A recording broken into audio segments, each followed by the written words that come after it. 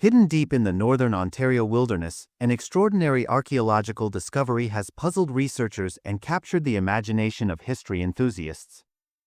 A fallen tree near the town of Wawa uncovered a mysterious rock carving that has now been identified as the longest runic inscription in North America and the only one known worldwide to contain the full Lord's Prayer. Roughly 7 years ago, a fallen tree near exposed a remarkable carving etched into the bedrock, 255 runic symbols arranged in a rectangular shape, measuring about 1.2 by 1.5 meters. Accompanying the runes was a detailed depiction of a boat carrying 16 figures, along with 14 X marks carved beside it. The photos reached Ryan Primrose, President, and David Gadzela, Vice President, of the Ontario Centre for Archaeological Education.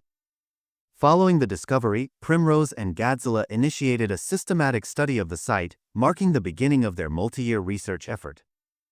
In an interview with CBC's Eric White, Primrose shared his astonishment. "It's certainly among the least expected discoveries of my career. It's absolutely fascinating." He has been studying the carving since 2018 but chose to keep the discovery under wraps until he and his team could better understand its origins.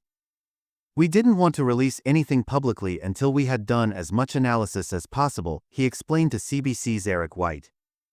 Primrose soon identified the characters as Nordic runes from the Futhark alphabet, used in Scandinavia for centuries. Concerned the discovery might be misinterpreted as a Viking relic, Primrose reached out to Dr. Henrik Williams, an internationally renowned rhunologist and emeritus professor at Uppsala University in Sweden. Dr. Williams traveled to the site on a cold, rainy October day to examine the carvings in person. "I was under a tarpaulin for 3 hours with a flashlight, looking at the runes while others were freezing outside," he told CBC. "And I came out with this reading." In 2019, O'Kerr arranged a follow-up visit that brought Dr. Williams back to the site, this time with Lorraine Jensen, president of the American Association for Runic Studies, as well as local historians and O'Kerr team members. During that October investigation, the group confirmed the authenticity of the runes. They were neither Viking era nor a modern hoax. Dr. Williams concluded the runes represent a Swedish-language version of the Lord's Prayer, carved using a variation of the runic system developed by Johannes Burius in the early 1600s. The wording closely matches the version of the prayer that was widely used in Sweden beginning in the 16th century. In his official report, Williams underscored the rarity and historical significance of the find.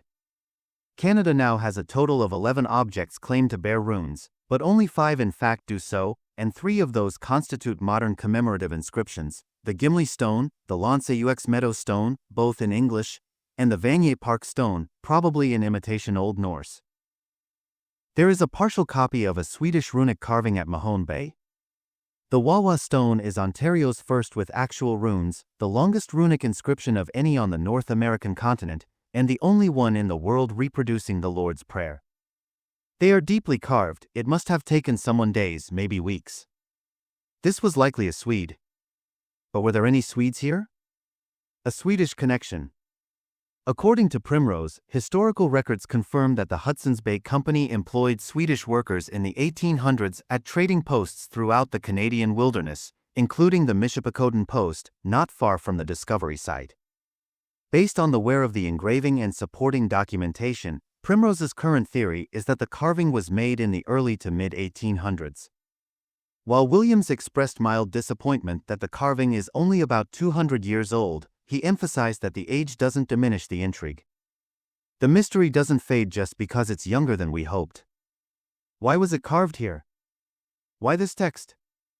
There are no answers. And mysteries always draw people in. Spiritual site or solitary prayer?" Primrose speculates that the site could have served as a religious gathering place for Swedish traders or perhaps was the solitary devotional work of one individual. The carving was discovered under several inches of soil, possibly intentionally buried. No other artifacts were found nearby, leaving researchers with more questions than answers.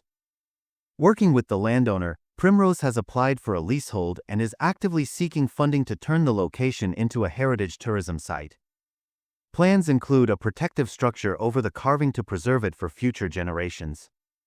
He hopes to finalize development plans by the end of the summer and eventually open the site to the public, offering visitors a rare glimpse into a forgotten corner of 19th century history, etched in stone and shrouded in mystery.